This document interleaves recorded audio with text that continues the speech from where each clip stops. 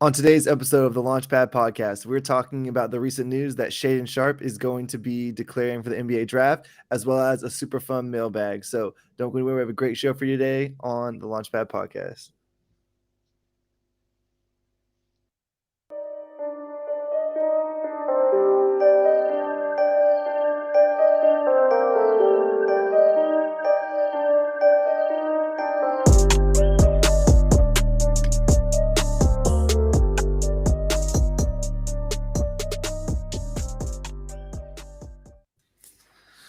And welcome into the episode of the Launchpad Podcast presented by Clutch City Control Room. As always, I'm your host, Don Knock. I'm joined by my fellow host, Paolo Alves. As always, you can find me on Twitter at Don Knock. You can follow the pod at Clutch City CR. In the description there, in the description of there, we have the link tree, which gives you the YouTube account, the Apple podcast link, and then the Spotify link as well. Again, we want to shout out everyone that watched on YouTube, everyone that subscribed on the YouTube. The numbers have been looking really good there. Want to thank everyone that has gone that route. It really does help us to have the YouTube numbers doing really well. But Paolo, go ahead and tell people where they can find your stuff, and then we'll bring in our esteemed guest. Yeah, y'all can find me on Twitter at PaulAlvesNBA. That's PaulAlvesNBA. Everything I do, from podcasts like this one to live shows on Twitter Spaces, will find itself linked on there. And speaking of the spaces, we are going to start doing a weekly space, continuing the safe spaces moniker, safe spaces format, Wednesdays at 7 p.m. So if y'all want to get back involved with the safe spaces, that's when we're going to be doing them. We'll be running, just some other spaces throughout the week, draft spaces and things like that. So, but the safe space, since there's no games, obviously, those will be Wednesday at 7. That's all we got for the news and notes there. Today, we are joined again by Rockets Wire editor Ben Dubose. Ben, thanks for joining us again. How are you doing? Doing well, thanks for asking. At least this time I remembered not to do the mirror camera, so I'm actually looking normal this time. Yeah, everyone looks good. We got that all fixed out with Jackson. Jackson helping us out on the tech side of things. But yeah, tell the people where they can find all your stuff real quick. Yep, Ben Dubose on Twitter, the Rockets Wire on Twitter, and rocketswire.usatoday.com. So we have a fun show for y'all today. It's off season. We put out a tweet earlier. Let's get a little mailbag in. We're going to talk about the Shaedon Sharpe news first, and then we'll go into some of the mailbag. We got some serious topics, and then we got some fun topics as well. So shout out to everyone that threw some fun topics at us. We're going to get to those probably in the last segment. So stick around for those if you want to hear about the fun topics. But start with Shaedon Sharpe. Earlier today, I guess, can you call him a former Kentucky guard? Enrolled Kentucky alum. Guard? Kentucky Okay. program alum. Not school go. alum, but yeah, program alum. There we go. Program alum, Shaedon Sharpe. He announced that he's going to be declaring for the NBA draft. There was some hangups with his diploma, and I guess that got all sorted out real quick. And now he's back in the mix for the draft. Paolo, we're going to start with you real quick. You're the draft guy really here. What are your general thoughts on Sharpe declaring, and then we'll kind of talk about like how that affects how the Rockets are going to pick. Yeah. So to me, it's a huge difference because for the Rockets' perspective, which is the perspective we care about, Sharpe in my board is clearly number 5. It's just I've talked about this before, but I'm really low on everybody else. So the gamble of Sharpe and his and the fact that we haven't seen him, the bad part of him, the way we have the other ones, makes it so naturally he's higher than he probably should off of what we know about him. That being said, he seems like the upside pick. And since I have him 5th, and the Rockets are the worst team in the league, the worst they can get is 5th with their own pick. So having him there is already a huge plus. We were guaranteed one of the high upside guys, I would say. And then even for the Brooklyn pick is at 17. Last podcast we talked with Dave, and he said, "Oh, I've got 14 guys who I really like, and our pick is 17, so gonna need some luck of some people reaching so we can get one of those guys." I feel the same way. I have 14, 15 guys that I really like. Sharpe being there makes it so it's 14, 15 instead of 13, 14, and that might be a big difference come draft time because the Rockets are on the verge of getting what I would consider a lottery level talent, or just I think the drop off after that is really huge. So it would be the difference between getting a lottery level talent and what would in a normal draft be like a early second round talent. So that's why it's so big that Sharpe has finally declared. For me, it's an absolute game changer for that number 5 pick, which I feel like a lot of Rockets fans don't properly contextualize how lucky they were a year ago to keep that pick and get Jalen Green. Because with the revamped lottery odds, even if you're the worst team in the league, which the Rockets were, I mean, a 48% shot is basically a coin flip. And so that's, basically 50% of the time you're at number 5. That is a healthy chunk. And so we've talked about these big 4 all year, but having a 5th potential star, I know there's more risk with Sharpe because obviously there's no body of work on him at the NCAA level. So that's why he's a bit more of a wild card compared to, Chet, Jabari, Paolo, Jaden Ivey, the consensus top 4 at this time. But I think it's clear that Sharpe has more star upside than the others. I was a big AJ Griffin guy all season, and I do still like him. However, watching him in the tournament, it makes me worry about his knee a little bit more. You can see the fundamentals. At a bare minimum, I think AJ Griffin's going to be a very good role player. But for that knee not to be all the way back, and that's what I suspect. He didn't really seem to have the explosion on his drives. That makes me wonder about if that's really a guy with star upside, because, of course, to be a star in the NBA, the durability that it takes with your body, the demands are as high as it gets. So I think Sharpe gives you a 5th guy, which when you have a pick floor of number 5, he gives you a 5th guy that can be a star in this draft. And to me, that is absolutely massive for the Rockets because, I've seen some of the arguments about, for the Rockets specifically, is he too similar to Jalen Green? And I personally don't think you can go down the road of fit at all with this pick. For starters, Sharpe is actually a little bit bigger than Jalen. He's 6'6". I believe he's still 18. Yeah, he doesn't turn 19 until the end of May. So he's 6'6" at 18. His wingspan is basically 7 foot. So he's more like a 3 than a 2. Now, there may be some similar attributes in terms of their games, but I do think you can play both of them together. And secondly, look, what you're really trying to do with premium assets that high is make sure that you hit. Give yourself as many bites at the apple, if you will, that you're going to get a legit star out of these. This window that we've talked about from 2021 to 2023, where you control your own picks.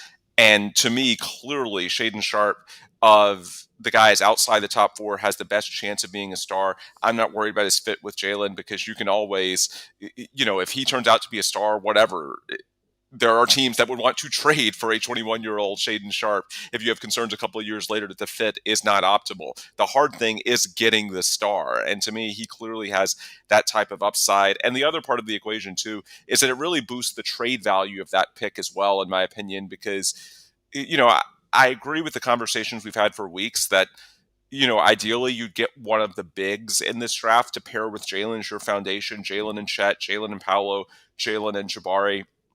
Well, you're much more likely, if you end up at 5, to be able to trade up to, say, 2 or 3 and get one of those guys if the team that's trading down feels like they're still going to get one of those tier 1 talent guys, which is what Sharpe represents. And who knows, maybe you get something like a year ago where, if Sharpe has strong enough workouts, maybe somebody in the top 4 throws a curveball the way that Toronto did last year, taking Scotty Barnes over Jalen Suggs when everybody thought that Jalen Suggs was going to go top 4 up until, the day or two before the draft. So to me, just having a 5th guy that has that type of upside, it's an absolute game changer for the value of that 5th pick. It guarantees you that, at a worst case scenario, even if he's more raw.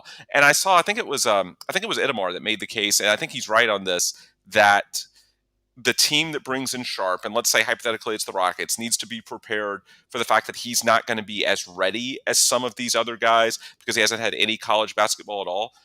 I think that's probably fair, but I also think the Rockets are a pretty good spot to sort of develop him for a couple of reasons. Number one, if you're worried about, him being ready and potentially the fit with Jalen, okay, then you can bring him off the bench while you start Jalen. You can stagger those guys a little bit. Number two, the Rockets aren't exactly trying to win a title next year. So there's not like, you're asking a rookie to come in and be ready day one. That's not really the criteria you're looking at. And then finally, I would point out that the Rockets, this is a team that already has so many young guys that we've been talking in recent weeks about how do you play them all when you look at not just, obviously Jalen and KPJ, but just in the backcourt, we're trying to get more minutes for Josh Christopher. There's talk about, do you potentially bring Dennis Schroeder back or bring in some other veteran point guard to fill those backup minutes? Do you try and give Daishen Nix some minutes? As of right now, Eric Gordon and Garrison Matthews are both under contract on the team. Those are viable rotation players. Jayshawn Tate, KJ Martin, those are guys that can potentially fit a little bit perhaps into your minutes at the 3. So the point is, you have a lot of guys that are already on your roster right now. So the fact that Shaedon Sharpe might not be a guy that you want to plug in for like 25, 30 minutes a game in year one, if his development's a little bit behind where Jalen Green was a year ago, fine. What you're worth with this pick is the upside, but you're trying to give yourself as many chances as possible at getting a true, legit star.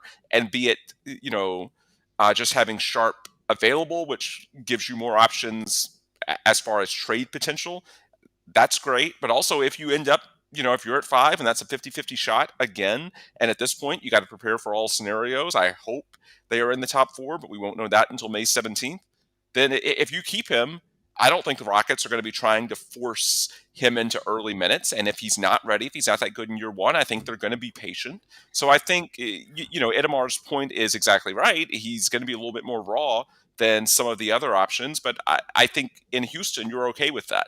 What you're worried about is long-term upside. And to me, that's Shaedon Sharpe. Not going to say he's in the top 4, although, if his workouts are good enough, maybe, you'll hear some talk that maybe he can work his way to 3 or 4. But at a bare minimum, he's a guy that has that type of star upside. It's not just based on workouts. This is a guy who he was the number 1 recruit for the class of 2022. For 2021, he was the consensus number 3. The only guys he was behind were Chet at number 1 and Paolo at number 2. He was actually ahead of Jabari Smith, who was like ranked 6th or 7th by most of the consensus. So he checks all the boxes as a legit potential star. Now you have 5 of those guys at the top of the draft. And if you're sitting the way the Rockets are with a floor of number 5, you got to feel pretty good about it. Right, and I want to touch on that fit a little bit that you want to talk about. Can I get 2 things real quick? Go ahead. So I just want to talk about, one thing that I brought up in a space with Clutch fans, and then another thing about kind of what you mentioned there, Ben. Like the first thing was, you mentioned both these things, but the first thing was you mentioned if you get Sharpe and you don't get the fit with Jalen Green, you could potentially move one of them in the future for a future star, right? And I think that's something that me and Paolo have talked about a lot with Duke Paolo. If you go on best player available and the guy, the fit isn't great, but he does show that star type upside, like you said, Sharpe has, like we said, Banchero has, that player is going to be more likely to be able to be moved, in my opinion, than someone who doesn't have as much star, main primary option on offense potential. So I definitely agree with that point. I think that's very, very in line with how I view like how this draft is going to need to play out for the Rockets. And the second thing was, you had said, maybe Sharpe he comes in, he's not as ready because he didn't have any college time. He didn't have any like development time. If the Rockets, aren't good again next year, what we call, tanking, developing, whatever the case may be, and that may be the case if Sharpe's not able to come in and contribute immediately, you have Victor Wembanyama and Scoot Henderson at the top of next draft as well. So, right. Not a terrible draft to, be a little bit closer to the bottom at again. This year, this draft is the one that people viewed as, a little bit more questionable high upside. These are guys that are probably going to come in and be, star level guys, but maybe not like that top level guy the way we saw last draft. Yeah. It was like these are super can't miss guys. Like if you're going to tank, you need to tank as hard as you possibly can right now. And we saw people tank hard, this year. Portland, OKC, those teams did some questionable shameless tactics, yeah. To get into the top group. But I think next year it really does have the potential to have some transcendent. I don't like the word generational. I feel like for me, like generational, there's like one guy in a generation that is generational, but guys that are really game-changing franchise cornerstone type players next year. So I just wanted to get those points off really quick, and then Paolo, you want to do some follow-ups to Ben as well. I wanted to touch on the fit that Ben was talking about. Yeah. So basically, if you can shoot and you can defend, you're a fit with anybody. Right. If you have the size, you're a fit with anybody. Totally agree. So Sharpe is 6'6". Some people say he's 6'7". He has a 7-foot wingspan. So I could even see a world where on defense you have Jalen, who's probably better at guarding those quick guards that he's shown even against Donovan Mitchell. He's shown to be really good at defending, and those are probably his best matchups. So you could even have a world where if you have KPJ, Sharp, and Green, and that's your backcourt slash small forward for the future, you could have a dynamic where Sharp plays the three on offense, and KPJ plays the point guard, and Jalen plays the shooting guard. And Yep. then on defense, you have Jalen guard the ones, who are usually like smaller, less like power players, more quick players who Jalen like does so well against right now. Then you have Sharp, who has the length guarding the twos, and you could even have KPJ guarding the threes because he's more of a strong type of defender. He's not as quick as Jalen, but he handles physicality a lot better. So they are all really like when you have the size and you can shoot, you can make these adjustments as time goes on. And I've made this point about Tankero and Chengun before. As long as they are not completely dysfunctional together for the first few years, and you can develop them together, you should always draft the best guy you think is there, because if you have to make a decision down the line, so be it. But what you can't do is be in a situation where you can't make a decision because they couldn't play together at all. And the only situations where this happens is when you have two Russell Westbrook type of point guards where they're really quick and they can shoot, or you have two um, Kellen Durant, Mark Williams type of centers where you can't really run twin towers if none of them can shoot nowadays in the NBA, or not one of them can switch on defense, right? But those are the only situations where you're really like looking at it and, oh, I can't draft this guy because I won't even be able to play him enough to see what he is. But Sharp's definitely not one of those scenarios. So he's he I would, I I'm close to making the argument that I would maybe take him fourth, depending on how the workouts go. Yeah, I would not worry about.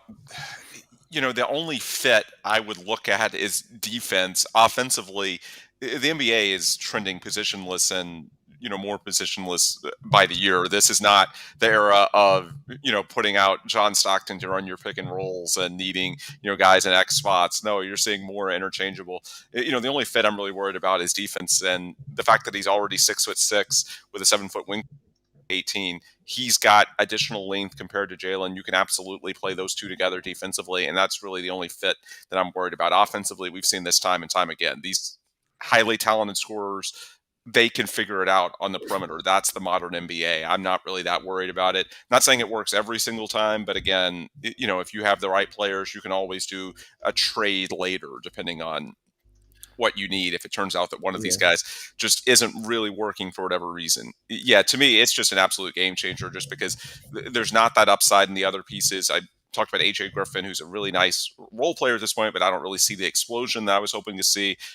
Keegan Murray, nice piece, but some of the same concerns. Not so much about injuries, but I just don't really see the star upside. You just have a lot of guys that, outside of Shaedon for that number 5 spot that are otherwise, perfectly nice players, but no one that you can say this guy can potentially be an all-star. Shaedon Sharpe can potentially be an all-star, and to me, he's a guy that, A, is certainly worthy of heavy consideration, but B, is also going to help you in terms of the trade asset value of that pick if you decide to go that route. Yeah, a team that is having decent amount of success right now that really is wing based, because you said like Sharpe, kind of more of like a wing archetype, is like the Boston Celtics, right? We've seen Tatum and Jaylen Brown have been doing extremely well this playoffs. So I think the model is there to kind Even of use the that Raptors format. as well. Yeah, absolutely. The bunch of Raptors just get a bunch of 6'6" to 6'10" guys in there with long, rangy wingspans. And I know for me, when we were running like the small ball stuff a lot, it just felt like we were at such a size length disadvantage most of the time. We would have guys that are more physically dominant, like Eric Gordon, James Harden, PJ Tucker. Those guys really were strong and big bodied, and were able to kind of like bully people that way. But it just seemed like we were at a length, at like a height disadvantage so many times, and our rebounding was an issue a lot of times. And I think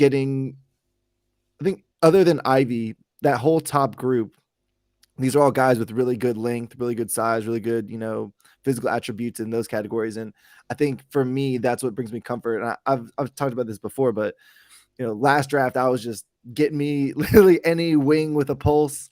It's come back to that again for me. I'm in the same position here. Like, just get me someone that can guard, Kawhi Leonard, maybe not like perfectly, right, but someone that can fill that archetype of that can defend like big wings.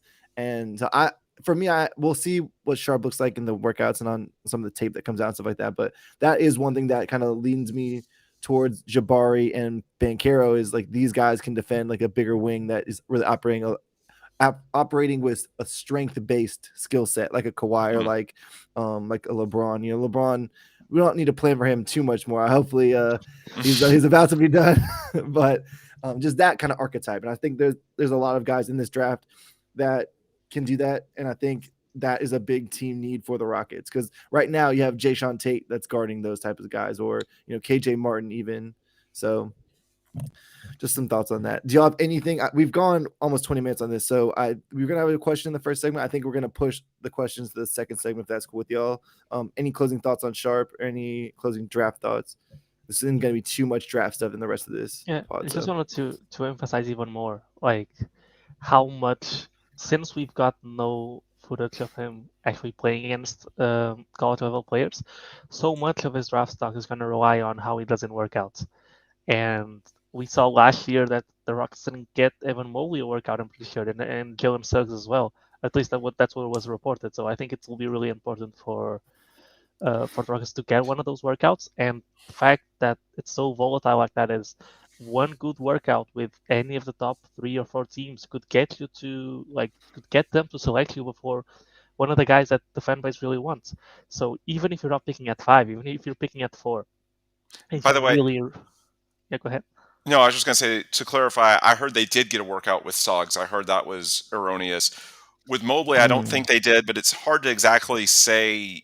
With Mobley, I know there's this dynamic on Twitter, people saying, "Oh, he didn't want to be here," blah, blah, blah. Well, there were also some reports that, the Rockets were heavily leaning Jalen Green, so it's hard to say how much was Mobley not wanting to be here and not working out versus, he didn't want to go through a workout for a team that his agent had information that in hindsight was probably correct. Yeah, so I'm not really sure, which side initiated that. But yeah, your point on the workout with Sharpe is definitely very astute. I would just say that in general this year with the draft, sort of my closing thought and all of this, not so much on Sharpe, but maybe I would say this, both 5 and the number 17 from Brooklyn, the Rockets are going to have so much more flexibility. I was surprised by, some of the talk about how ready Sharpe is or isn't, and where do these guys fit. The thing is, what's very different about the Rockets in 2022 compared to 2021, the foundation is clearly in place. And we've already heard Stephen Silas talking about expanding the playbook now that these rookie guys for the foundation are going into year 2, and they're not just doing base stuff, vanilla anymore. They're going to be, asking these year 2 guys to take on bigger workloads. They have, as of now, Christian Wood and Eric Gordon are under contract as well. Pretty much the entire team is, actually. So the point is that what that really allows you to do with your draft picks is to truly think best player available. It's not just how do they fit with the current group, which should be obvious because they're not exactly trying to win a championship next year regardless. You don't even necessarily have to play the rookies you draft next year if you don't want to. Now, granted, assuming they stay in the top 5, there's enough talent from that pick that you're going to want to play them at the NBA level, even if it's a bench role to help develop them, even if you're not giving them starting role, Jalen Green from day 1 treatment. But the point is that with the Rockets having more of a foundation in place, not just the Jayshawn Tate and the KJ Martins here they had a year ago, which, nice players, but it's clearly, limited in all likelihood to role players at the NBA level. But now you have guys like Jalen, like Şengün, like Christopher that can potentially be truly starting caliber or more in the case of Jalen, NBA players. You don't have to ask the guys you bring in this year to do too much, and you can bring them along even more slowly than you did the 2021 guys if they need it. So I would just say that I was a little surprised with the talk about fit and timeline. With the way this system is set up and the depth that's already in place, just think long-term, best asset available, worry about the rest later. You're not at a point in which you're going to have to worry about how ready they are or aren't in year 1 and how they fit with the current rotation, what the needs are. Both of those picks, with the way you're set up now, just take the best player, the best asset that you can, and worry about the rest later. Right. And Yeah. a good example of what I was going to say afterwards was, so imagine we're number 4. So people keep mentioning, oh, if we're 5th, it's a big deal that Sharpe's there. Imagine we're number 4, right? And we imagine the Pelicans who have the Lakers pick, which right now it's 8th heading into the lottery. That's pretty realistically a pick that could jump into the top 4. Let's Mhm. imagine the Pelicans jump to 3, the Rockets are at 4, and the first 2 picks are Jabari Smith and Chet Holmgren. I cannot see, honestly, unless they trade Zion, I cannot see the Pelicans selecting Banchero. I think if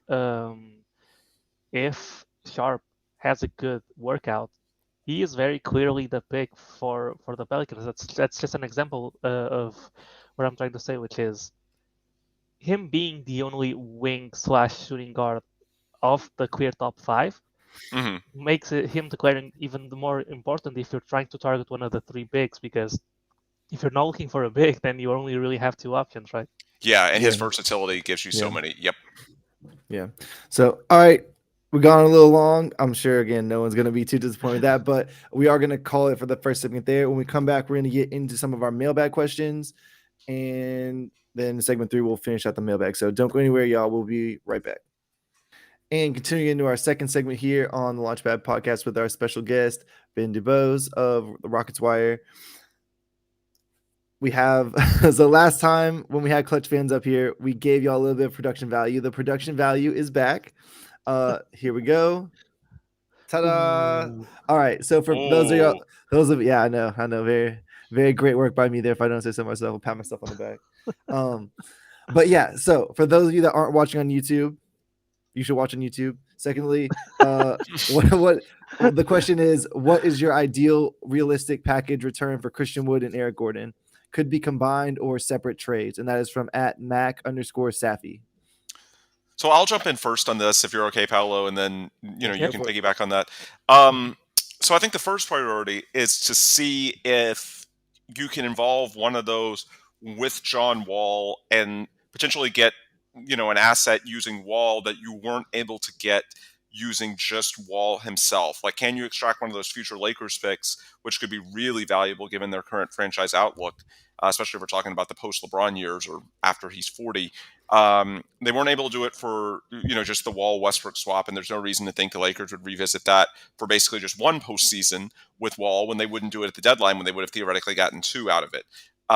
We heard today, and it makes sense, one of the reports that came out that Jake Fisher of Bleacher Report that if Wall isn't traded by the draft, he's going to push for a buyout, which makes perfect sense, a buyout before free agency, because if the buyout happens later in the offseason, then the teams that want him, rumoredly the Clippers and the Heat, then those rumored teams may go after somebody else, and then he may not have a fit there anymore.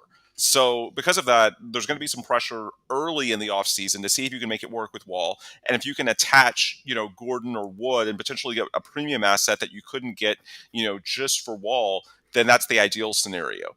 If that doesn't happen, and, I'm sure it may not be, easy for some on Twitter to handle, given the fact the Rockets, Christian Wood and Eric Gordon are some of the more identifiable names. But if we're talking about just trading those guys, I want draft picks, ideally 1 first-round pick for each of them, and as little protections and as further out in the future as possible, because they're already stocked up the next couple of years. They've got their own picks. They've got the Brooklyn pick this year. They've got so many young players in place. You're not looking for young players right now. You're already having a problem playing all the young guys as it is. What you want is assets, because you also, I should clarify, you don't want draft picks in the short term because you're already trying to play all your young players. You also don't want other role players for Christian Wood or Eric Gordon, because the incentive of moving those guys is to free up more minutes for, if you move Christian Wood, you can potentially play both Şengün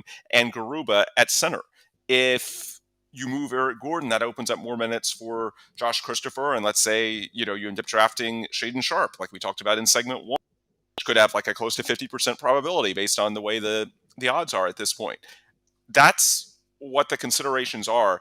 And, I guess you never say never. If the right star comes along, we've talked about that in previous episodes, but, if somehow Christian Wood, Eric Gordon can be a part of you swinging a deal for, a disgruntled Donovan Mitchell or someone in the more top tier, then you have to at least consider it. But realistically, look, we know the Rockets were at least open to moving these guys at the deadline. There weren't any super attractive deals out there, else they would have done them. So in terms of trying to keep it more realistic, yes, of course you'd pursue a star if one's out there. I don't know who it would be, or if they'd want to go to Houston. More realistically, I think you try and see if you can combine it with John Wall for an asset, and then if not, just try and move them for the best future asset that you can. You don't want a role player in the short term. You don't even want to pick in the short term because you've already got that. What you want to do is free up playing time for the young guys who in year 2 should be able to take on a bigger role than year 1. That goes back to the Silas comments that we talked about in segment 1. They're very interesting about opening up the playbook, giving more minutes and trust to those young guys.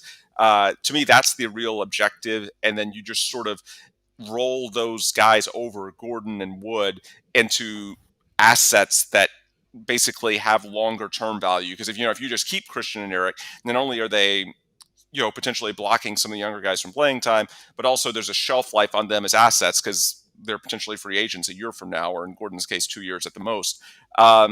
Whereas, if you can get a future pick asset, then you can roll that forward year after year, and there's so many, options that you can get. But for me, yeah, it's clearly just move for future draft considerations, and then open up the rotation to give even more minutes to the Josh Christopher, Usman Garuba, Alperen Şengün tier. Right, and to me, it's mostly the same thing. The biggest thing about trading these guys is, number one, you want to get rid of them for playing time. Number two, you want assets that you can spend not in the near future, but for like further down the line. What you said about packaging with I don't know, maybe Wall, and that gets the Lakers to protect the pick. That's an interesting scenario. I think Clutch fans who we had last pod also had an interesting scenario that was really what's the what's the word here? It was really divisive, I'll say that, for the fan base, which was Wood, Gordon, and Nwaba for Russell Westbrook. Oh yeah, and the picks, right? That's pretty much the ideal scenario where you're trading them, you're getting back value in picks, and yes, we take on Russell Westbrook. Yes, we have John Wall and Russell Westbrook. It doesn't matter. Just buy out both. Let them hit free agency before the draft. They'll probably give up more in a buyout that way because they'll probably get more. Like I guess that they probably get DMLE out of some contending team. So you got the picks. You didn't compromise any playing time. You cleared 2 roster spots. The picks are down the line. Perfect scenario. Then other than that, I think the biggest priority should be moving Wood in particular, especially if you draft another big, just because we've seen how much more free the young guys play without him. We've seen that he is kind of selfish on the court. It's just one of those positions where the way he plays influences the entire offense. The Rockets run a lot of screens, pick and roll, or pick and pop, and Christian and the center is the key part of that. So if Christian Wood's playing the center position, then he's going to pretty much dictate by the screens he sets and by what he does after setting the screens, dictate what the offense does. And so going back to the question.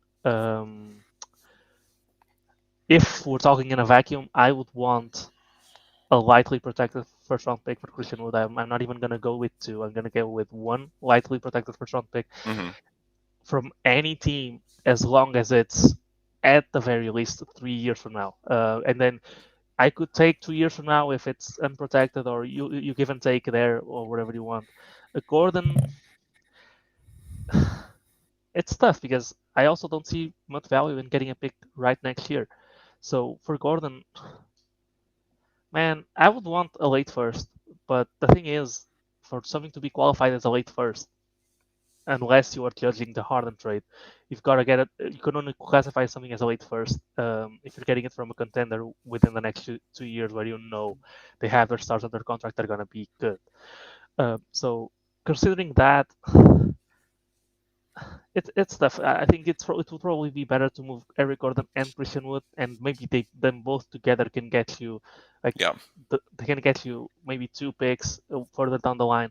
I don't think Gordon right now by himself, unless you found a really desperate team, which might be the Trailblazers, or might be the Lakers themselves, or might be the Nets if they like it's looking get swept in the first round. One of those teams might be desperate enough to give you a first later down the line, but I just don't see it. So I would be ecstatic if we got 2 first-round picks out of both of those guys. All right, so I'm gonna move on to our next question now. A little bit more of a charged question here, but again, for the people that aren't watching on YouTube, the question is, what does Silas need to show next season to keep his job? From at TD139523. All right, who wants to take this one first? You want me to go? Ben, do I'll you want to go say, first? yeah, I'm not going to set a win number because, Yeah. we don't know who they're going to get in the draft. Um, we don't know exactly if we're going to be talking about, maxing out the value of that 2023 pick, or if there's a reason to be a little more aggressive based on making the offseason. But I will say that in general, you need him to follow through on what he's said since the season, which is that, the playbook is going to be expanded now that you can trust these guys. Because now that it's been reported, I believe Kelly Eco of The Athletic had it, that, you know, basically it's a 3-year deal with a team option. I mean, that's basically the deciding year on Steven Silas. And these guys after next season are still going to be young enough to where you could easily bring in another coach and it would not be that disruptive. So I do think the evaluation is going to be much more firm from Rafael Stone on Steven Silas than it was this year, both economically and in terms of, the next years when they're going to be trying to really make that leap for OKC pick obligation reasons back into, if not contending, at least trying to win. But yeah, I would just say in general, you want to see an expanded playbook. You want to see more continuity. You want to see basically these young guys not just improving individually. That's something we did see this year. Clearly the young guys got better as the season moved along, and that's a pro for Silas, how he managed Yeah. them, day in, day out on the practice court, getting them used to the rigors of, life as a professional basketball player. But now what you want to see is the team looking more together on the court in terms of, not having as much, as much getting lost in their defensive rotations. Miscommunications. Yeah, having more of an identity on offense besides just sort of like your turn, my turn, having off-ball movements and cuts that are more in sequence with what's going on. And some of it may have to do with, I know Paolo's probably thinking Christian Wood when I say a lot of this stuff, because there's a little bit of whose team this past year, who's really running the offense, or who's the guy that this is moving around. And some of these guys that are veterans, it may be a weird mix. So perhaps some of this stuff happens organically, if you will, based on going younger and not having those vets. But to me, it's more about what I would go back to is togetherness on the court. I'm not going to put a win number on it. It's way too knowing what happens in the lottery in the offseason. But I would say that you want to see more togetherness on the court than what happened this year. Maybe trading the veterans has something to do with that.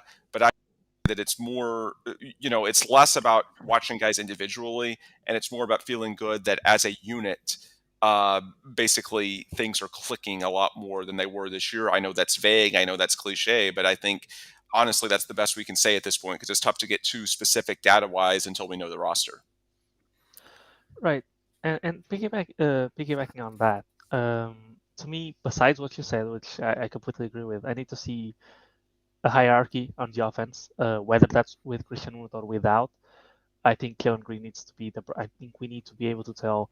So last season, I could easily tell you KPJ is bringing the ball up every single time, and then you've got Christian Wood, who's the main focus of the offense. Whatever happens, it's to generate him a good shot most of the time. So I need to see a better hierarchy than that. I need Kellen Green to be at the top. I need to see more Shengun in the post, Jokic type possession. So I think we need a good sample size on what Şengün is, what can Şengün become, what are we comfortable putting into the Şengün basket. So I need to see a hierarchy. I need to see discipline from I don't know if this is Silas's job, if it's John Lucas's job, but this team does whatever it wants way too often. Someone like KPJ needs more discipline. Even Tate, who just gets mad on the court and like fouls in transition just because he doesn't feel like he got the right call, or these guys getting down on themselves after, I know these kinds of things are things about that come from being a young team, but it's also the job of the coach to control that and to demand that they at least give, if not 100%, they give like the best they can give on a nightly basis. So that's a big part of it for me. I need to see some leadership. I know Silas is often referred to as Coach Smiley, which is he's friends with everybody. I need to see maybe, and we've seen it at times this season. I need to see a more rigid Silas. And then besides that, the most important thing for me, the Rockets are going to try and be good the year after this one, no matter what, right? So Yep. one thing that's going to work Sal's advantage or disadvantage is, and it doesn't have to do anything with Sal's, is there a better coach available in the market? Because at the end of the day, if the Rockets have an opt out at the end of year 3, no matter how good a job Salas does, unless he does like an amazing job and we make the play-in or maybe the playoffs, if someone like I don't know, who are some good coaches out there? If let's say the Heat coach, what's his name? Eric Spoelstra.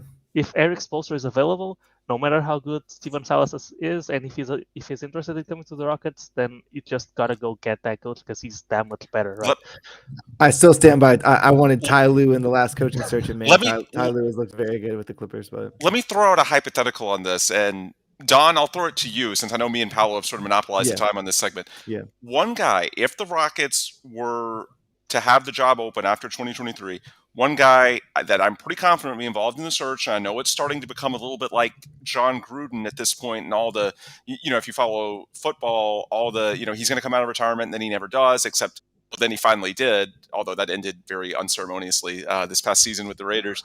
But Jeff Van Gundy. He was a part of the 2016 and 2020 searches. He loves Houston. He has a relationship with the Fertittas, speaks glowingly of the franchise every time that he's here.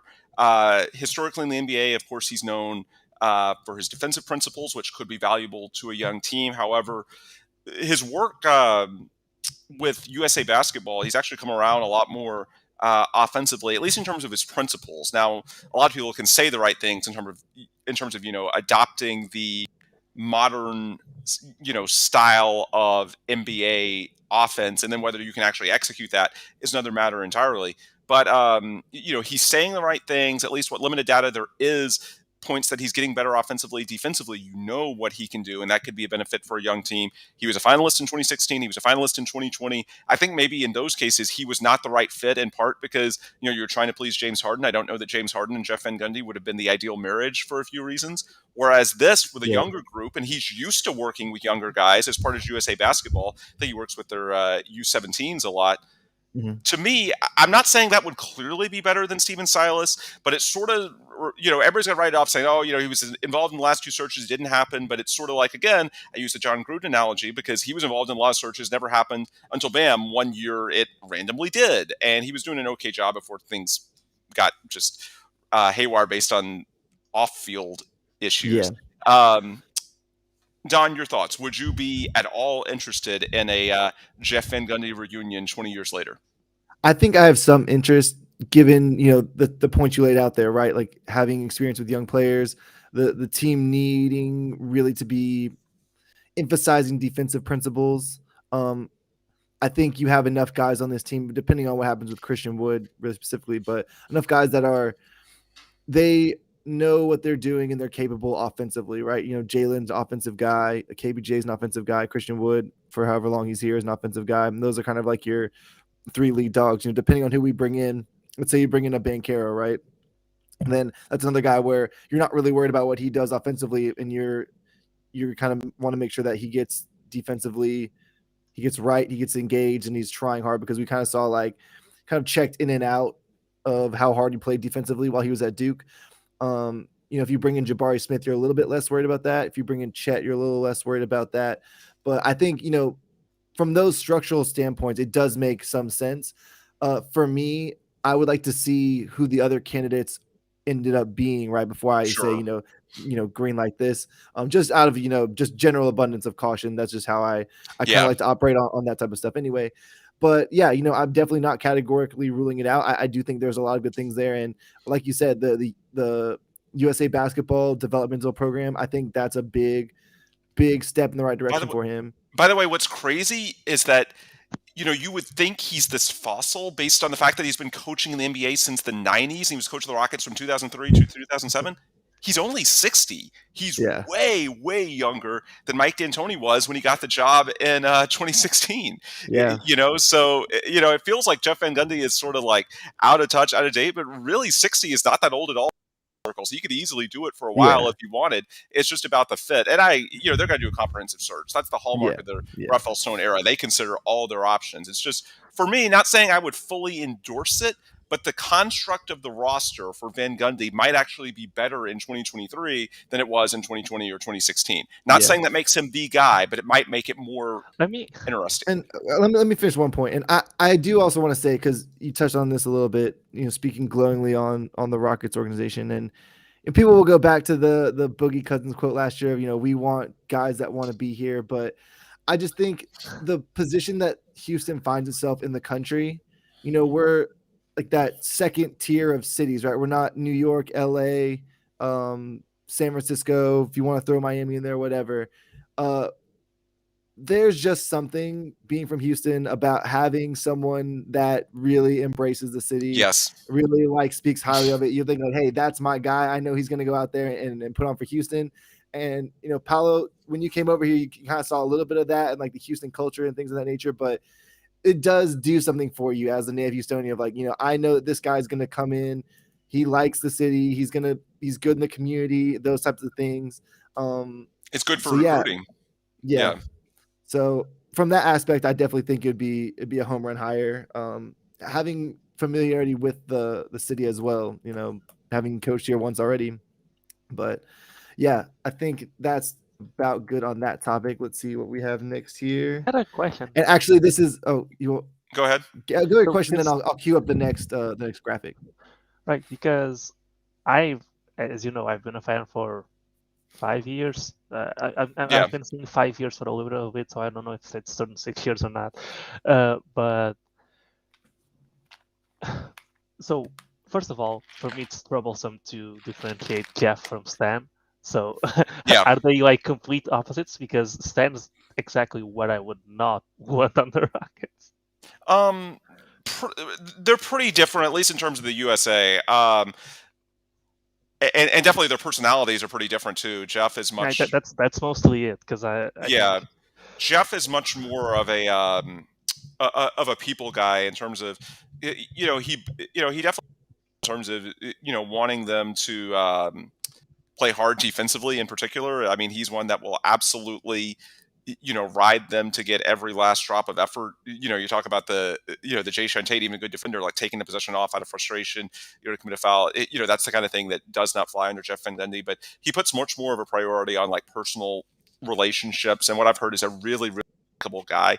So in some respects, even though, Stan is his brother, they have a little bit of a different relationship in terms of a little bit of a different personality when it comes to the interpersonal relationship dynamics.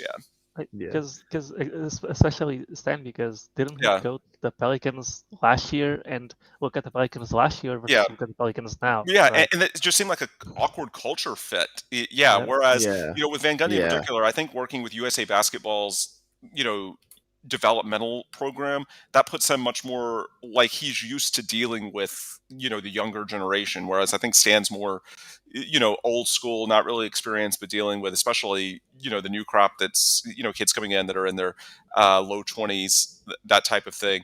So I think from a personality standpoint it's better, and defensively his identity is pretty clear there.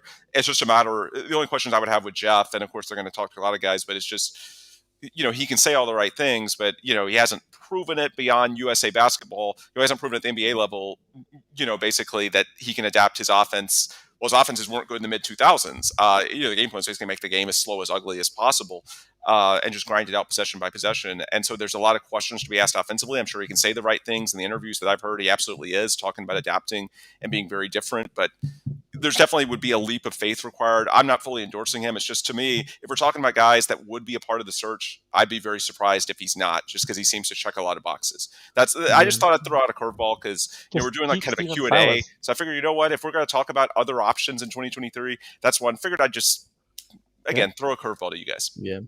All right. So just one thing. You keep Steven Silas, and you have Jeffen going to be the head coach. He has the head coach personality. Who said that? Who said that? Oh Jesus, yeah. Demote Steven Silas and keep him.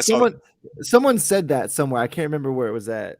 I don't remember if it was in a space or on the timeline or something. I saw that on Twitter too. No, let's make that clear. That is never going to happen. Now, you will see coaches that get fired go somewhere else and be assistants, but you are not going to, demote your head coach but keep him on the same staff. That is never going to happen. I'm sorry, that's just not how it works. He'll go somewhere else and try and rebuild his rep as a lead assistant, and get another shot down the line. But no, you're not going to demote your coach but keep him on the staff. I feel very confident in that. Yeah, I thought that was kind of a ridiculous assertion when I saw it on the timeline as well. Listen, look at me. I don't know how it works, so I had to ask the question. We told you how it works. All right, now, our next question here. Outside of a rim protector, what do the Rockets need to improve their team defense on the perimeter? From @CZ244. So we just talked about defense a little bit. So, Paolo, you want to take this one first? Yeah, I'll take this one because I'm not the best X's and O's guy, so I'm probably going to talk more about general principles. When I look at this team's defense, it's mostly one, effort, two, they're not smart enough to make the right rotations, and three, there's a lack of communication that's clear. So that's besides the rim protection, which is obviously not there with Christian Wood. So I think most of those things, the IQ gets better with time. These players are going to develop. We saw Jalen Green be really bad on defense to start the year, and as the year's gone on, he's learned to use his tools, and he's more on the right spot than he used to be. When it comes to the commitment, I think it just comes from being on a 20-win team. I usually sing Killam's praises for trying hard on defense on a 20-win team, even like down the stretch of the season. Not every player is going to be like that, and you're not being realistic if you expect every player to be like that. So success breeds better defense as well, because as you win more games, but players buy in more, they're going to defend better. And then I don't know, I'm not the greatest person to talk about the system, but there's just some stuff that I'm not sure if it's personal, if it's what the coaching staff's telling them to do, but that just doesn't make sense. And I always bring up the same example. The Rockets are playing the Spurs, and they're consistently going over the DeJounte Murray screens. And that doesn't make any sense. DeJounte Murray is really good at pretty much everything else on offense other than shooting threes. He's decent. He's like 32, 33%. But if he's taking a three, like as you go under a screen, you live with that every single day. Mistakes like that are something that I don't know if it's the players themselves or if it's the coaching staff. So I think maybe they were like, I gave them a pass because they started the season thinking Theis and Wood was going to be the front court, and then they switched onto a single big lineup, which is completely different. So I'm sure there are some growing pains with switching those systems, and with Silas not liking to make those transitions during the season. I think next season is going to be good to see that. And then just the actual staff on the team, like the actual players on the team, I mean, also need to be like better. What I mean is KPJ has the tools, Jalen has the tools. Those are probably going to be there regardless. Tate's undersized to play the 4. It's just how it is. He's really strong, but he's undersized playing the 4. He cannot help protect the rim from the weak side. He's a really smart player, but it's just he's too small. Or 3, if it's Garrison Matthews, he's also too small and way too bad of a defender. So you need improvement all around, but you also need a couple of pieces who are more not defensive specialists, but who hang their head on defense a little bit more, and that would also help you become a better defensive team without talking about the rim protection, which would also really be key. All right, Ben, you have any thoughts on this? No, I mean, Paolo pretty much knocked it out of the park. The biggest thing I was going to say, and he hit it at the very beginning, was talk. because we saw the initial point of attack defense. KPJ made strides in that area. I thought Jalen in particular, I mean, it's been pointed out on Twitter ad nauseum, but with good reason. Even in year one, he graded out really, really well as an isolation defender. Where the defense typically broke down was after a screen was set.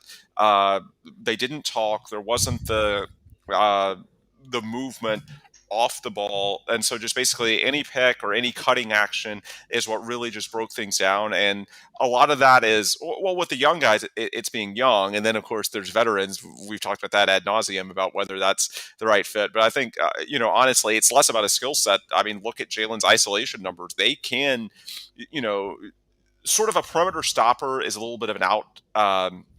That's not what really exists in 2022. I mean, NBA guards are so quick that there's not really anybody, not even the Marcus Smart types, that you can say, okay, that's going to completely deny dribble penetration. That's just not how it works. But you do need to have more communication, you need to have more talking. And a lot of it was that they were young, but also I do think that, and you can take your pick. Is it, the veterans aren't the right culture fit? Is it something that the staff could do better? Because, Stephen Silas is proven as an offensive coach. Defense is where, at least in terms of his background, there's less proven, sort of like we talked about with Jeff Van Gundy. We're proven on defense, but offense, there's questions. With Steven, his background before this, much more proven offensively, what he's done, certainly in Dallas, but also his relationships with top players, less defensively. So I don't know how much is the veterans, how much is the coaching. Maybe it's a combination of both. But yeah, just overall the team stuff. It's less about, you need to bring in something in terms of a certain skill set.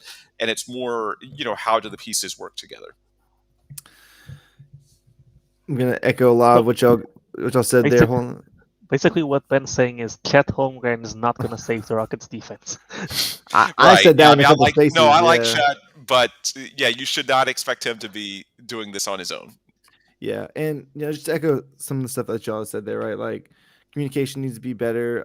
The coaching staff, we'll see if all the assistants end up coming back next year, but I don't think you're in a position now where you really need to bring in someone like when we had Jeff Bizdelic as like the defensive coordinator, and this team just not like really in the life cycle for that. No. But yeah, having guys grow, having guys get older as players and age, and learn how to execute off ball, help principles. I know it's just talking about Jalen specifically. I remember at the beginning of the year, I pointed this out a couple of times, but it seemed like and don't get me wrong, Jalen's a very fast guy, right? But when the pass comes, you're supposed to react on the fly to the ball. And it seemed like Jalen was overhelping a lot defensively. Mm-hmm. Ball comes and he tried to rely on his speed to get there. And rather than like defensively processing and seeing that ball and then going, he just wasn't quick enough processing what's happening. And he would get there late. And a lot of times the shot would go up and things like that. And as the year went on, that got better. As the offseason goes, I'm sure they'll clean up a lot of those things. I have more time to, watch film and stuff like that. But I think for me, the defense wasn't great this year. There's a lot of young guys. I think a lot of guys are also kind of playing for contracts, playing for, their next role. So hopefully next year you have a lot more guys that are maybe not necessarily guaranteed to be here long term, but at least they're more than likely going to be here long term. Final point I want to throw in that. Yeah, final point I want to throw in, play Usman Garuba. I was really surprised as someone that, was down on him for a lot of this year. And, he needs to get in better shape. And clearly, offensively, he's very raw. But at the end of the year, even coming off the injuries, even being incredibly raw offensively and, 19 years old, all the obvious inhibiting factors, the Rockets were indisputably better with him on the court. He made a positive impact on them defensively. So I would just say, at a bare minimum, find a way to get Usman Garuba at least 15 minutes a game, make him a part of the rotation, and I think that's inherently going to make you a lot better defensively. Yeah. So I think that is a good place to stop for the second break here. When we come back, we got one more serious question, and then we're going to do a couple of the fun questions. So don't go anywhere. We'll be right back. And continuing into our last segment here on the Launchpad podcast with our guest, Ben Dubose. So we've answered some great questions so far. We have one more serious Rockets question, then we have a few silly questions just for fun. Here we go. Are there any vets you wouldn't mind seeing brought in that wouldn't be damaging if we were unable to offload them? And I just want to tee something else up. In a lot of the spaces we've done the last couple of weeks, there's been a lot of this sentiment that people don't want to bring in anyone that's going to take shots away from Jalen. And that's a lot of the Banchero discourse has devolved into that. Some of the Ivy discourse has devolved into that. It's like, hey, we need to bring in people that are basically going to like take no shots, handle the ball not a lot. And I think that's, I think some of the weight on the word damaging in this tweet maybe not his intention, but I think just in the context of the fan base right now, I think when they say damaging, it's we don't want someone coming in who's going to be, Christian Wood 2.0, going to take all the shots from the young guys. And I think that's kind of what the framing of this question is and some of the background context of this question is. So, given that, I'm not saying that our friend F Entropy is doing that, but I just think it's important to note that context in case, someone comes back to this podcast later on. They're like, I think he meant why are they framing it this way? I think he meant the contract being too big. If we were unable to offload them. Right. Yeah. And by the way, that's one thing that Rafael Stone doesn't get enough credit for with the Daniel Tice signing. Look, even though Tice wasn't a fit here, the signing clearly wasn't a failure because you were able to move him without attaching any assets to do it. Move him in year one. So even if Tice didn't fit here, I disagree with some of those on the deadline day that were like, oh, this proves that Rafael Stone botched that. No, if Rafael Stone botched it, it would have been him having to attach assets to Tice to get rid of it. No, clearly the fact he was able to move him proves that, he valued the player correctly. It's just for various reasons the fit wasn't right. My personal theory is that, we all know a lot of these deals are done prior to the draft. They didn't know they'd have Şengün. And then, my theory is that maybe they just didn't want to back out of the deal and they just tried to sort of make it work and ultimately weren't able to do it because playing three centers is just impossible and you've got to play Şengün. And Christian Wood at the four got a tiny bit better next to Şengün, but it was never a very easy thing to do for a number of reasons. But look at the free agent list.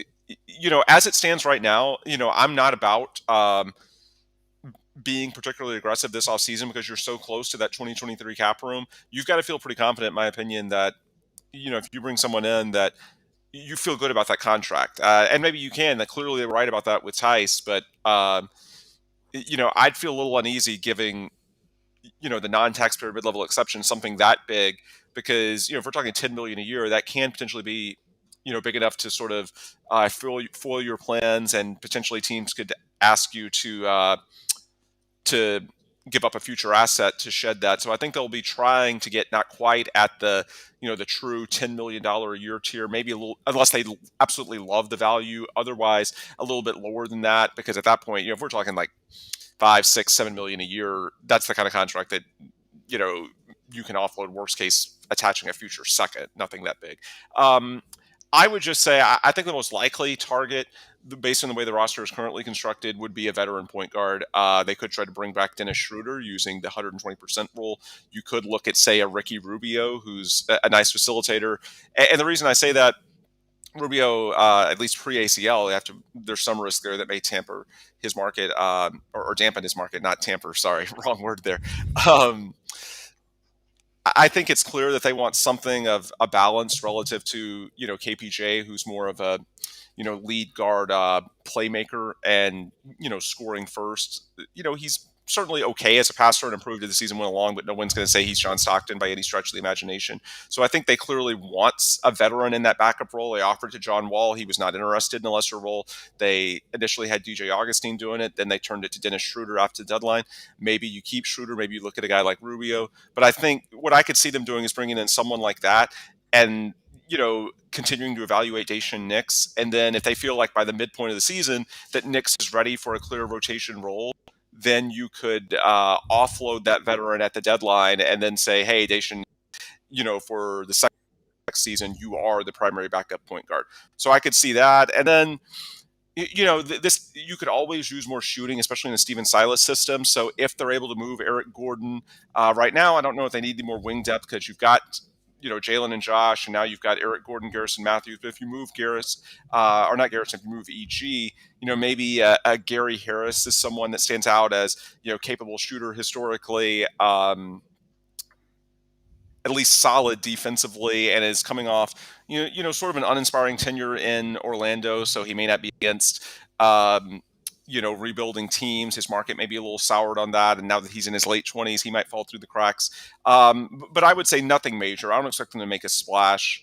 unless the construct of the roster dramatically changes. I think the most likely thing to do based on the current construct is go after a veteran facilitator and, if Nick shows them enough in his limited opportunities, then maybe you try and deal that guy for a second round pick at the deadline and then give the keys to Knicks. I will say I am not that interested. I've seen some talk about like rim protectors. I'm not that interested in rim protectors. Maybe in the draft because that's more of a developmental play. But as far as next season, which inherently a veteran signing would be, I don't really want to bring in another big because I want to give minutes not just to Şengün, but as I was saying last segment, Garuba as well. So I would look at guard and wing and most likely backup point guard as what makes the most sense based on the current construct.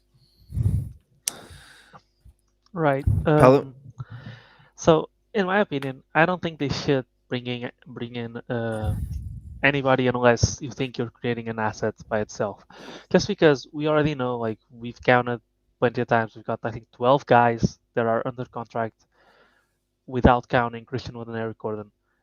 If you count the 2 picks coming in, right? So we've got very little roster spots, which is terrible for trades because if you want to do an in-season trade, if all of the guys you have on your roster are that important, right? You can't really just easily waive someone like they did House or like they would do. I mean, at this point, probably Garrison Matthews if they really needed one of those spots. I also don't. I also wish they would. I don't know if they plan on, but judging by the interview that Knicks gave, I think he expects to be a part of the main team next season. So I would. Y'all know me. If it were up to me, we would just play basically all of the young guys and Tate. If that's not the case, and if we're trying to build an asset, I think there's, even if we're going after a point guard, I think Ricky Rubio would be a nice piece. I think Tyus Jones, shout out to Stanford KP because he loves Tyus Jones. That's a good one. So he would be a nice get. Mo Bamba might be someone who you could take a bet on because he just feels like a lot of wasted potential in Orlando. I don't know how much they're planning on paying him. Then you could do Brooklyn Dirty and overpay Patty Mills for, I don't know, he has a team option for I think $5 million. You could use he's a shooter, so he would fit. You could use it that way and try and spoil Brooklyn's plans. But then after that, there's just not a lot of people. Bryn Forbes as a shooter would be interesting. He's a known rocket skiller, so you're getting rid of some other team having a rocket skiller. And then besides that, I'm just scrolling down the list, and there's not a lot. If you want someone to bring in culture, then this is gonna sound funny, but I would love Boogie back to work out with Şengün. I think he was a really good locker room guy here. I think he was. And stylistically, that's a fit. I could see Şengün benefiting from that. Yeah, that's an interesting one.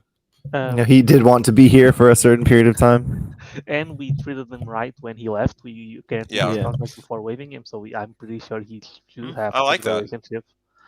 And as I said, in the locker room, he's an enforcer. He's someone who's going to stick for his guys. We saw even when we played the Bucks this year, he was going back and forwards with Christian Wood, kind of those friendly jabs where I'm trying to get you, you're trying to get me. So I'm sure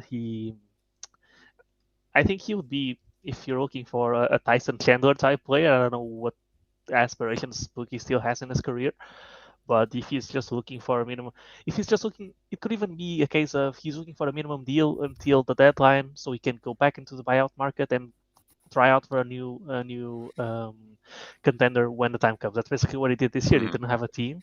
He got a chance with the Bucks, and then the Nuggets picked him up, and I think he's a part of the rotation right now. So he could be someone in that dynamic that could be interesting as well. All right. I'm comfortable with that. So that is going to do it for our Rockets content for today. Now we have some fun topics. So if you're not here for the fun topics, I'm going to tell you right now, go ahead and skip through. But we do have some fun questions we want to get to. So we're going to start with that. So first question, would you rather fight 10 bears or 10,000 ducks? All right. So this is a great question. So this is from at Brianna Dawn _. There you go. So I'm doing this as someone that's lived on the Texas Gulf Coast most of my life. I'm choosing the ducks because they're a lot easier to bribe, in that you can bring a loaf of bread and distract them into fighting each other. In that you're not going to be able to feed 10,000 ducks, but you throw it, they'll fight each other. I've seen it done a million times. So I just feel like you're not going to win either of these fights, even against the ducks. If there's 10,000 of them, the best chance you can do is distract. And I feel my odds, even with 10,000, I feel like my odds are better at distracting the ducks than it is distracting the bears. Right. So for me, I have a little background story on this. Like, there's the neighborhood that my parents live in. There's some lady, and they have like a big law there, or a big rule, like don't feed the ducks, blah blah. This lady does not care about the law. Comes and feeds these ducks anyway. This has been going on for like years now. Everyone does not like. She doesn't even live in their neighborhood. She lives like 5 miles away and comes to their neighborhood and feeds the ducks. It's crazy. Like, they've had HOA meetings. They've had the police come. This lady's like tried to fight people, all this stuff. So for me, I am fighting the ducks, and I'm taking 5+ years of pent up rage of this lady out on as many of these ducks as I can before I can eventually succumb to their overwhelming numbers. But I also think that a bear. I mean, you see that one of those grizzly bear paws, like the life size ones, you're like, this thing's just gonna tear me Oh, to yeah. shreds. So I really want no parts of a bear, honestly. So, Paolo, over to you. first of all, we need to give Brianna some credit here, because she provided a little bit more context. She said there are parameters to this fight: no guns, no bombs, no explosives, no knives, but anything else can be used as a weapon. The fight happens in the Yeah, I'm 3,000. swinging a bat at those ducks like I'm Jordan Alvarez. I'm telling you that right now. To bring the bat, just She says fight happens in a 3,000 square foot space. And then I asked, how long in advance do I know the fight's happening? And she said 24 hours. So you have 24 hours to prepare. I don't know if you can prepare the fighting ground, but I would still go with the ducks, because I'm not confident whatsoever that even one bear I would survive. So let alone 10 bears. So I would bring Bears can climb stuff too. So it's yeah, like, that's what I was gonna say. You can't even escape the bears, because I was thinking, like, it's like, could you Yeah. climb a tree? But then I'm pretty sure the No. bear could climb too. So, Yeah. or at least to Yeah. an extent. So yeah. Yeah, them bears are menaces, bro. You don't want any part of a bear, honestly. I have a feeling that if you attacked one of the bears, the other bears will turn on you. When with the duck, Ooh, if yeah. you Whereas I attack don't think one ducks duck, are capable of that level. Yeah, I don't think ducks feel The that level of sort of sophistication. like brotherhood. Yeah. Yeah. so Yeah, ducks are I kind would of go with mean, ducks. honestly. Like, I don't But trust they're ducks. small. I'm telling you, I don't like that. But All right. since they're We're really small, slandering like, ducks here, but yeah. you can find a way to funnel them through, so you can only fight like 2 or 3 in a row. Like, if you get yourself stuck in a room or something like that, and you have like a little door, and you can like get one at a time or 2 at a time, you can just kill them. You would eventually run out of stamina, which is why I asked how much time we would have, because if we had a month, I would just go do cardio for a month and be like ungodly amounts of stamina, and they'll just do that. But I mean, the other thing is, if you end up winning the duck war, then you have food for like the next couple of years there. I'm not on sure the you're gonna ducks. want to eat that, dude. Why You're not? gonna You never had you're duck gonna before? kill them with a bat and then eat the meat. Like, the meat's gonna be all Yeah. fucked up. What? Yeah. People Wow. shoot stuff and eat it. They got lead in it. No, Yes, yeah, but don't worry about yeah, don't but worry about that, bro. We'll handle that. Don't worry about that. you'll All right. handle it, okay? Yeah, I'll Okay. handle it. Don't worry. Next question. Yeah, don't worry about that. All right. Next question. This is also very important, and this speaks to a larger philosophical debate about, categorizing things and how you order things. Wait, you just So- reminded me of another question we gotta do after this. You guys send Go it to me ahead. because I didn't queue it up. So if you have another question, send it to I me. will. Okay. From Aaron PKP, good friend of the show. He's in a couple group chats with us. That's our guy. Shout out to him. Is a hot dog a sandwich? Ben, we're gonna let you go first. This is a very important question. Yeah, I'm gonna, and this may be unpopular, but I'm gonna say yes, only because I like the precedent. I want sandwiches to be more creative. Like, I love doing things that are a little bit outside of the mainstream and putting like random combinations together. So even if a hot dog is certainly not a traditional sandwich, I'm gonna say it should be created, just because I want people. I feel like people just get too like inside the box on sandwiches, just being like, well, you got to do like, pick your meat and then like a lettuce and tomato. No, there's so many different things that you can do, so many combinations. So I'm going to say I like hot dogs being sandwiches, just because it establishes people to broaden their definition of a sandwich. I think that's fair. I would All right. say it's a Did you read the question now? Yes, I didn't know where you're sending it to me on. All right. I'm gonna say it is a sandwich because if you like if you pick up a piece of like that, I don't, man, I'm terrible with the English on this stuff. Like, you know, the loaves of bread that you then, oh, a slice of a loaf of bread, right? If you, is that not common in America where you just pick one slice and you put the stuff on top and then you just fold it one on top of the other? That's basically a hot dog and people call that a sandwich here. So a hot dog is basically the bread, it's in that shape and then you put the hot dog on, you put like the sausage and the condiments on top, right? So from the logic perspective, I would say yes. Sorry about that. We had a little bit of technical difficulties, but circling back to discussion that we were in the middle of, is a hot dog a sandwich?